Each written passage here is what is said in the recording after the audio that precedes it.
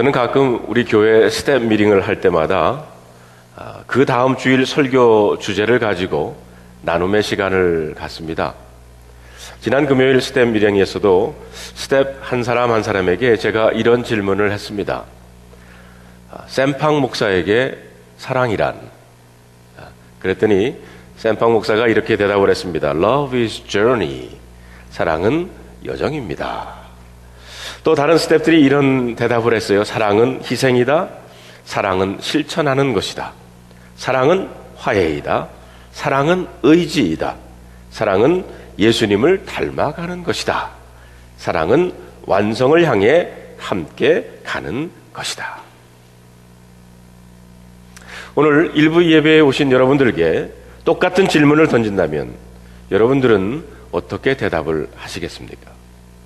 여러분들에게 사랑이란, 우리 드림교회에게 사랑이란, 성경 전체의 말씀 속에서 가장 간결하면서도 가장 위대한 말씀이 있다고 그러면 그것은 하나님은 사랑이시다라는 말씀입니다. 만약 성경이 제일 말하고자 하는 것이 하나님은 지혜이시다라는 것이라면 아마 우리는 불안할 수밖에 없을 것입니다. 우리의 속마음까지도 꿰뚫어 보시는 그 하나님 앞에서 어떻게 기쁨으로 나아갈 수 있겠습니까? 또 만약 성경에서 제일 말하고자 하는 것이 하나님은 공이시다라고 만약에 한다 그러면 아마 우리는 두려워 떨 수밖에 없을 것입니다. 죄인인 우리들이 하나님의 공의의 심판을 피할 길이 없기 때문입니다.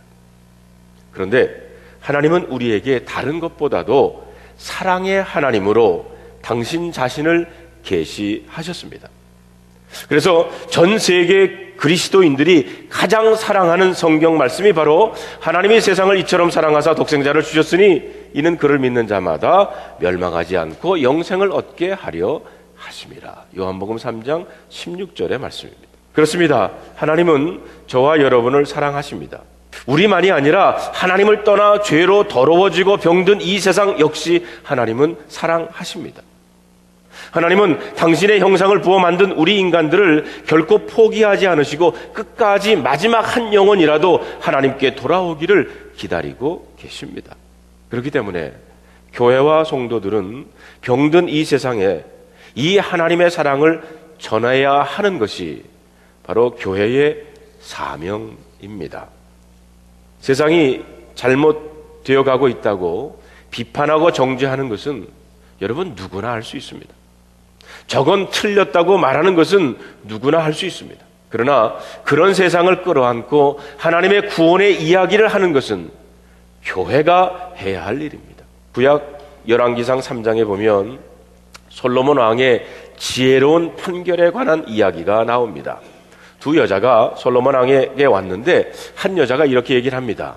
임금이여, 나와 이 여자가 한 집에 사는데 내가 아들을 낳고 사흘 뒤에 이 여자가 아들을 낳았습니다. 그런데 밤에 저 여자가 자다가 자기 아들을 깔고 자는 바람에 그만 그 아들이 죽고 말았습니다. 그러자 저 여자가 내가 잠든 사이에 내 아들을 가지고 가고 죽은 자기 아들을 내 품에 뉘었습니다. 아침에 일어나 젖을 먹이려고 보니까 아이가 죽었기로 놀라서 자세히 보니까 내 아들이 아니라 저 여자의 아들이었습니다. 그러자 옆에 있는 여자는 아닙니다. 산 것이 내 아들이고 죽은 것이 저 여자의 아들이 맞습니다. 라고 주장을 합니다. 솔로몬 왕 앞에서 두 여자는 서로 살아있는 아들이 자기의 아들이라는 겁니다. 이때 솔로몬 왕이 어떻게 판결을 했습니까? 큰 칼을 가지고 오라고 해서 살아있는 이 아이를 공평하게 둘로 나누어서 반은 이 여자에게 반은 저 여자에게 주라고 명령을 합니다. 그러자 두 여자의 반응이 각각 달랐습니다. 한 여자는 왕이시여 참 지혜로우십니다. 저 아이를 반으로 나눠서 내 것도 되게 하지 말고 저 여자의 것도 되게 하지 마시옵소서. 그러나 다른 여자는 이렇게 말합니다. 왕이시여, 차라리 그 아이를 저 여자에게 주어서 죽이지 마옵소서. 누가 이 아이의 진짜 엄마일까요? 그렇습니다. 그 아이를 죽이지 말고 차라리 저 여자에게 주십시오라고 말한 여자입니다. 성경은 이 부분을 이렇게 말합니다. 그 산 아들의 어머니가 되는 여자가 그 아들을 위하여 마음이 불붙는 것 같아서 왕에게 아뢰어 청하건대 내 주여 산 아이를 그에게 주고 아무쪼록 죽이지 마옵소서. 여러분, 우리 주위에는 정의로 위장된 복수가 많습니다. 공평으로 위장된 분노, 평화로 위장된 자기의 욕망, 의로 포장된 정죄가 얼마나 많은지 모릅니다. 그러나 사랑은 그 모든 것을 다 밝혀낼 수 있습니다. 어려운 문제, 헷갈리는 일들이 우리 주위에 많지만 그러나 사랑하면 모든 것이 명확해집니다. 사랑은 그 자체가 목적입니다. 사랑은 어떤 대가를 바라지 않고 차라리 내가 희생하더라도 살려야 한다고 말합니다. 자신의 아들을 위하여 마음이 불붙는 것 같은 진짜 엄마는 아이를 살려야 한다고 말합니다.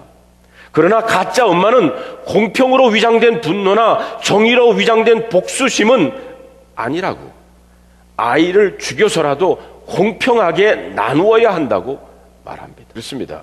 정의로 위장된 복수는 세상을 살릴 수 없습니다. 자기 욕망을 아름다운 말로 포장해서 아무리 평화를 말해도 그것이 사람의 생명을 살릴 수가 없습니다. 사랑만이 세상을 살리는, 사랑의 힘은 대단합니다. 사랑은 아무것도 끊을 수가 없습니다.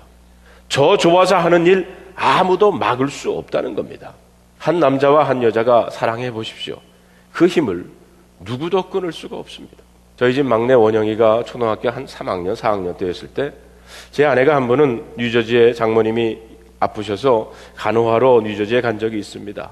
근데 그 엄마가 떠나기 전날 원영이가 엄마한테 오더니 엄마 화장대에 엄마 물건 중에 자기가 하나 가져도 돼 그러더래. 그래서 그래 그랬더니 이 원영이가 엄마가 세수할 때 화장할 때 쓰는 머리띠를 갖더래. 그래서 엄마는 그 다음날 떠났습니다. 근데 그 다음부터 제가 일주일 동안 그 아이를 보는데 자기 전에 그 엄마 머리띠를 손목에 감고 자는 거예요. 그리고 그 엄마 머리띠를 얼굴에다 갖다 대기도 합니다. 다음날 아침에 학교에 가는데 그 머리띠를 주머니에 넣고 가요. 너 그거 뭐하냐? 뭐하러 가져가냐? 그랬더니 이 원영이가 하는 말이 엄마가 보고 싶으면 거기서 냄새를 맡는다는 거예요. 엄마 냄새가 난다는 겁니다.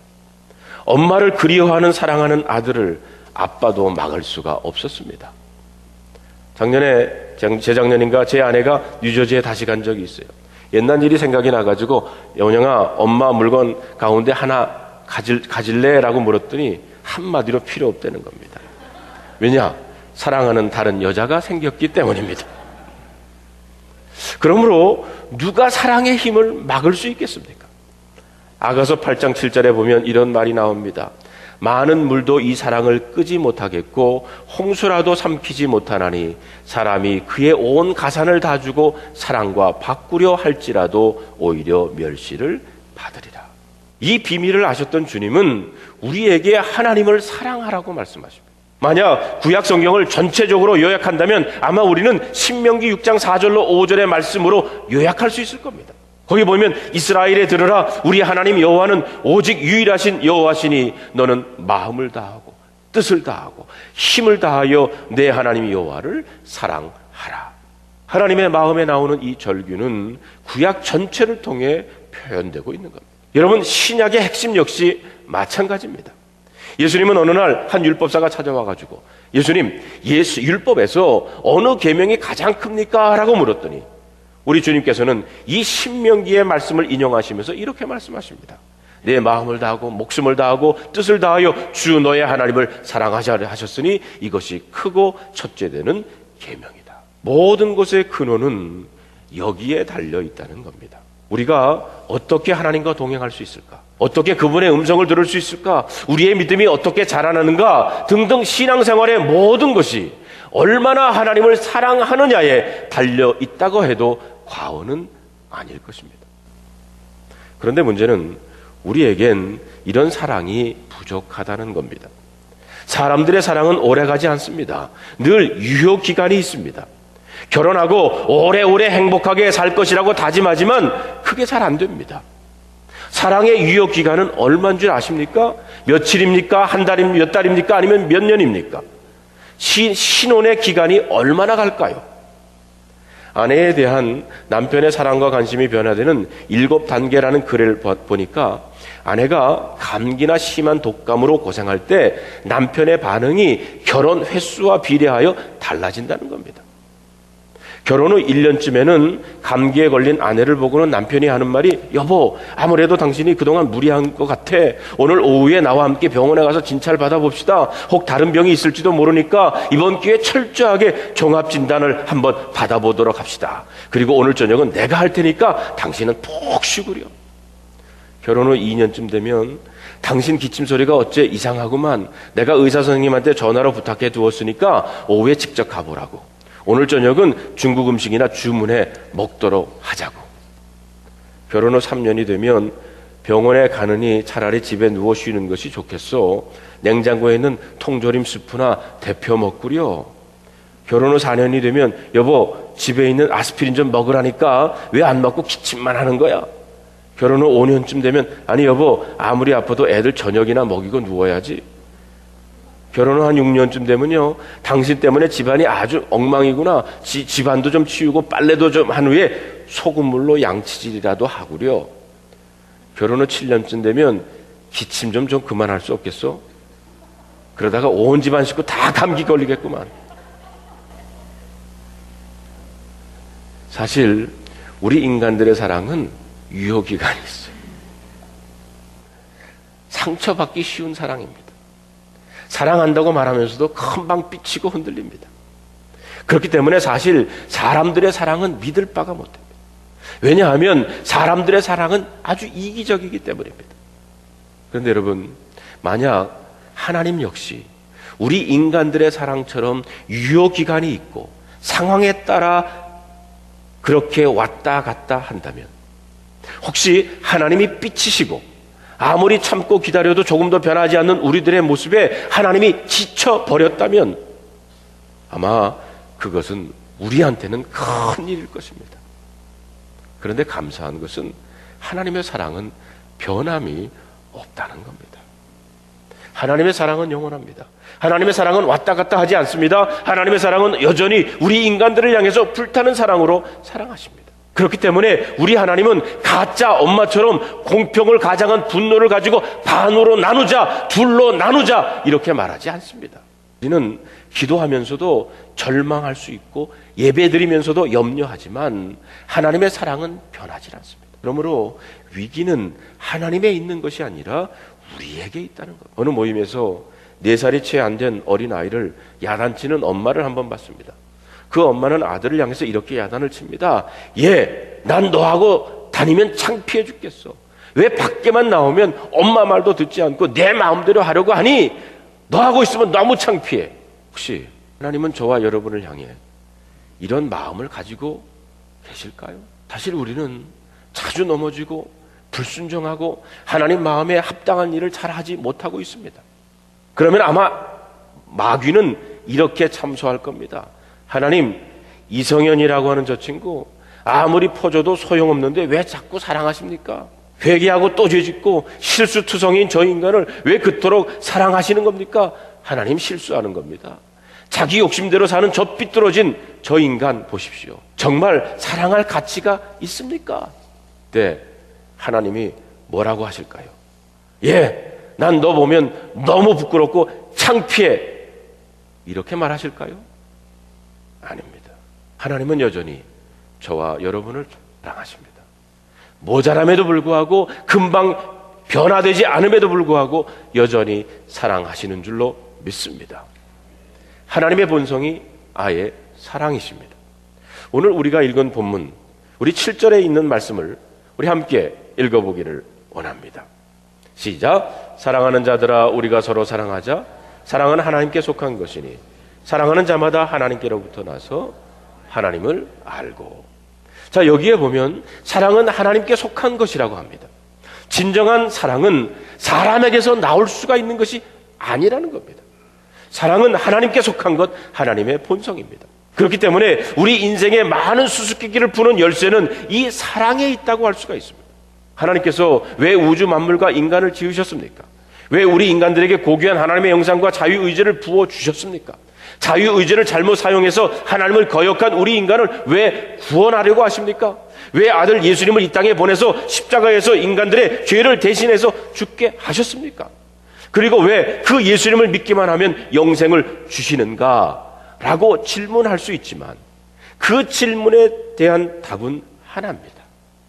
바로 사랑 때문입니다. 이런 하나님의 사랑의 극치는 바로 십자가 사건이었습니다. 십자가는 하나님의 사랑이 어떤 것인지를 우리에게 잘 보여주는 겁니다. 사실 이 십자가 사랑은 인간의 논리나 상식으로 잘 이해가 되지를 않습니다. 아무리 따져보려고 해도 도무지 계산이 안 되는 것이 바로 십자가의 사랑입니다. 하나님은 저와 여러분을 구원하기 위해서 하나님의 아들을 우리 대신 죽게 하셨다는 것, 이것을 어떻게 우리의 상식으로 이해할 수가 있겠습니까? 그래서 사도 바울은 사람들의 이성으로는 도저히 이 십자가의 사랑을 알 수 없다고 이렇게 고린도전서에 말하고 있습니다. 기록된 바 하나님이 자기를 사랑하는 자들을 위하여 예비하신 모든 것은 눈으로 보지 못하고 귀로 듣지 못하고 사람의 마음으로 생각지 못하였다 함과 같으리라. 오직 하나님의 성령으로 이것을 우리에게 보이셨다고 하셨어요. 여러분, 하나님이 얼마나 저와 여러분을 사랑하십니까? 십자가만큼입니다. 그러므로 십자가에서 용서받지 못할 죄가 없습니다. 십자가는 죄인들이 하나님께로 돌아올 수 있는 근거입니다. 어떤 죄를 지은 사람이라 할지라도 하나님께 돌아와서 다시 회복될 수 있는 근거가 바로 십자가의 사랑인 줄로 믿습니다. 이 사랑 때문에 죽음에 있던 사람들이 생명을 얻게 되는 것이고, 이 사랑 때문에 지금도 병든 자가 치료되고 넘어진 자가 일어나는 줄로 믿습니다. 그래서 오늘 우리가 읽은 본문에서 이 하나님의 사랑이 우리를 살리는 능력이라고 말씀하고 있습니다. 9절에 있는 말씀 우리 다 같이 한번 읽어보겠습니다. 시작. 하나님의 사랑이 우리에게 이렇게 나타난 바 되었으니 하나님이 자기의 독생자를 세상에 보내심은 그로 말미암아 우리를 살리려 하심이라. 그렇습니다. 하나님이 보낸 독생자 예수 그리스도, 그분을 통해 하나님이 하시기를 원하시는 것은 바로 저와 여러분을 살리는 것입니다. 조선일보 위클리 비즈라고 하는 곳에 최철규의 소통 리더십이라는 글이 나옵니다.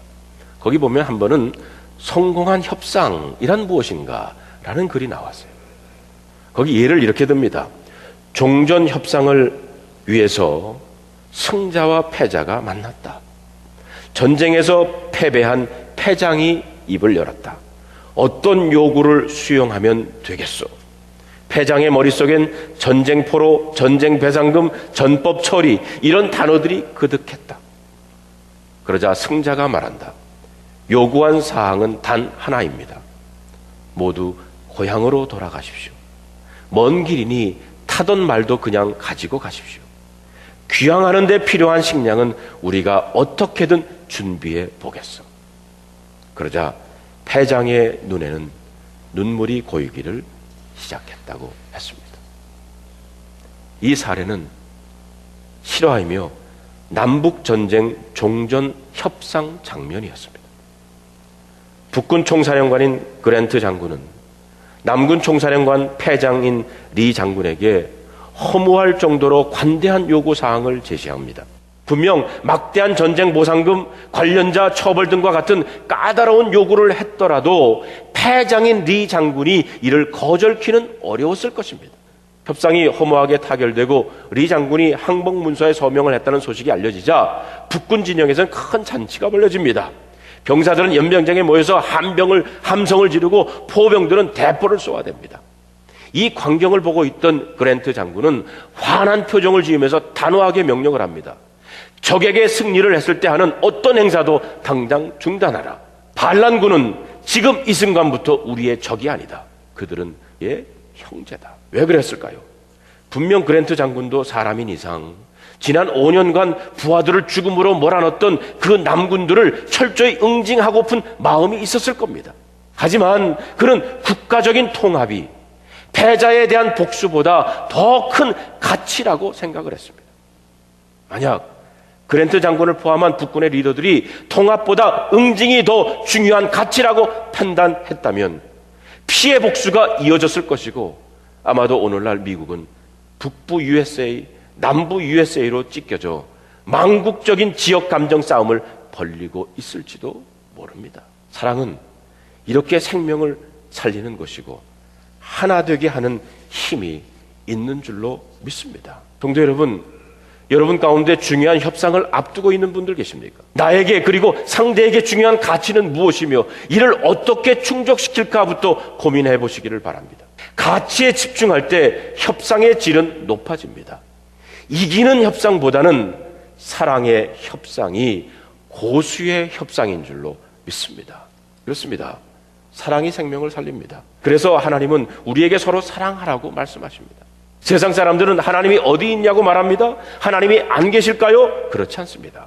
사람들의 가슴에 사랑이 없기 때문에 사랑의 하나님이 보이지 않을 뿐입니다. 자, 12절에 있는 말씀 우리 한번 다 같이 읽어보겠습니다. 어느 때나 하나님을 본 사람이 없으되 만일 우리가 서로 사랑하면 하나님이 우리 안에 거하시고 그의 사랑이 우리 안에 온전히 이루어지느니라. 참 놀라운 말씀입니다. 누가 하나님을 볼 수 있다고 했습니까? 사랑하는 사람입니다. 하나님은 우리 육신적인 눈에 보이지 않지만 가슴에 사랑을 품게 되면 그 사람은 하나님을 볼 수 있다고 본문은 말하고 있습니다. 사랑은 사람이 하나님과 나누어 가진 성품입니다. 그렇기 때문에 사랑해야 하나님을 볼 수 있습니다. 또 누가 하나님과 함께하는 사람입니까? 하나님이 누구에게 와서 거하시겠다고 하셨습니까? 바로 사랑을 실천하는 사람입니다.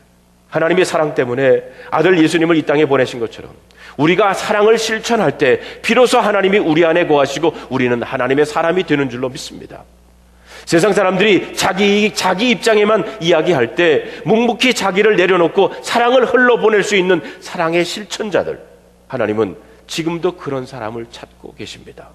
그리고 그런 사람들을 통해서 하나님의 일을 이루어 가시는 줄로 믿습니다. 여러분, 그러면 왜 오늘날 한인교회와 성도들이 이렇게 무기력하게 되었고 세상을 살리기는커녕 세상의 아웃사이드가 되어버리고 말았습니까? 혹시 가장 중요한 사랑을 잃어버렸기 때문은 아닙니까? 요한계시록에 보면 마지막 시대에 나타난 7교회 이야기가 나옵니다. 그중 에베소 교회는 주님의 칭찬과 책망을 함께 받았던 교회였습니다. 주님이 칭찬하신 것은 에베소 교회가 악한 자들을 용납하지 아니하고 자칭 사도라고 했지만 아닌 자들을 시험해서 그 거짓을 드러냈고 그리고 주님의 이름을 위해서 견디고 게으르지 아니한 것 주님이 칭찬하셨습니다. 그런데 에베소 교회가 책망받은 한 가지는 첫사랑을 잃어버린 것입니다. 주님을 만나고 처음 가졌던 그 뜨거운 사랑, 처음의 열심, 처음의 헌신을 잃어버린 채 그들의 가슴은 냉랭해졌다는 것입니다. 주님은 그들에게 그 첫사랑이 어디에서 떨어졌는지 생각해보고 리멤버하고 회개하고 리펜트하고 처음 행위를 회복, 리스토하라고 하셨습니다.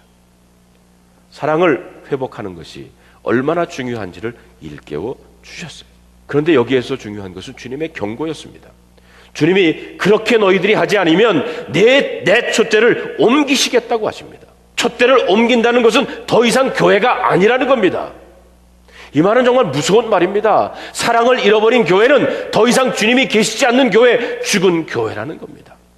누가 뭐라 해도 교회는 사랑이 있어야 되고 사랑으로 소문난 교회가 되어야 합니다. 조정민 목사님이라는 분이 쓴 사람이 선물이다라고 하는 책에 이 조정민 목사님은 MBC 뉴스 앵커를 하신 분이고요. 자신의 트위터에 올린 글들을 모아가지고 사람이 선물이다라고 하는 제목의 책을 쓰셨습니다. 이 책의 한 부분이 제 마음에 와 닿는데요. 이런 글이 있어요. MS, 마이크로소프트는 윈도우가 오퍼레이팅 시스템이고, 그렇죠? 애플은 맥이 오퍼레이팅 시스템이고 하나님의 오퍼레이팅 시스템은 사랑입니다. 그 형상을 닮은 인간도 OS는 오퍼레이팅 시스템은 사랑입니다. 참된 부성과 모성도 그래서 사랑입니다. 그러나 부패한 인간의 오퍼레이팅 시스템은 권력입니다. 하나님은 세상을 사랑으로 살리려고 하십니다. 세상을 움직이는 힘이 사랑이기를 원하십니다. 그렇기 때문에 우리는 그 어떤 것보다 사랑을 회복하고 사랑을 실천하는 것을 배워야 할 줄로 믿습니다. 사실 사랑하면 보이고 사랑하면 들립니다. 사랑하지 않으면 아무것도 들리지 않고 보이지를 않습니다. 사랑을 가슴에 품고 나누는 곳에 생명의 역사가 일어나는 줄로 믿습니다. 하나님은 지금도 당신의 그 불붙는 사랑, 십자가 사랑을 통해 사람들을 구원하고 계십니다. 그리고 우리에게 그 사랑을 실천하라고 명령하십니다. 큰 칼을 들고 반으로 나누어야 공평하다고 말하지 말라는 겁니다. 차라리 산 아이를 저 여자에게 주더라도 결코 그 아이를 죽이지 마옵소서라고 말했던 진짜 엄마의 마음을 배워야 합니다. 하나님의 사랑으로 서로 용서하고 용납해 보십시오. 그 사랑을 실천해 보십시오. 하나님은 지금도 사랑을 실천하는 사람을 찾고 계십니다. 그리고 그들을 통해 생명의 역사를 이루어 나가는 줄로 믿습니다. 하나님은 우리 드림교회 사랑으로 사람을 살리는 교회가 되기를 원하십니다.